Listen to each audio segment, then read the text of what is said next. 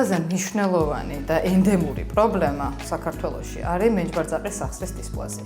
გამოასწორა და აღარ არის ისეთი სიხშირით, როგორიც ადრე იყო ბავშვის საფენებმა, იმიტომ რომ განზიდულად არის ბავშვი და თავისუფალი აქვს მოძრაობა ქვედა კიდურებში. დისპლაზია ნიშნავს ჩამოუყალიბებელ უმწიფარ სახსარს. თუ გვაქვს მხოლოდ დისპლაზია, ეს არაფერში არ უშლის ხელს იქამდე, სანამ რაღაც ასაკამდე არ მივა ბავშვი. ანუ იწყებს ნორმალურად სიარულს. თუ არის უფრო მძიმე შემთხვევა, ანუ ქვეამოვარდნილობა ან ამოვარდნილობა, ბარძაყი ამოვარდნილია ნაწილობრივ ან სრულად მეჯბარძაყის სახსრიდან. მაგ შემთხვევაში ბავშვის სიარულს როგორც კი დაიწყებს კოჭლობით. ნაოჭების ასიმეტრია, ეს იქნება ბარძაყზე დუნდულო ნაოჭების ასიმეტრია, წინიდანაც და უკნიდანაც დახედვით.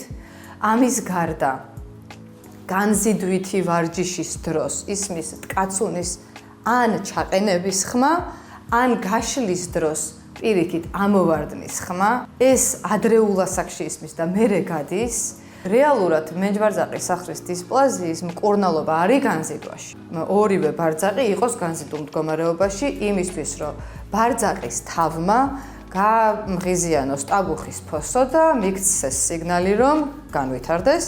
ასევე ასეთ პოზიციაში უმჯობესდება სისხლის მიმოქცევა და ესეც უწყობს ხელს აღნიშნული სახსრის ჩამოყალიბებას. იდეალური სპორტი ყველა ბავშვისთვის არის ცურვა. ყველა კუნთი მუშაობს და ვითარდება, ისე რომ სახსრებზე დატვირთვა არ არის. ანუ სახსრები არ ცვდება და კუნთები მაგრდება. ეს ძალიან მაგარი რამეა.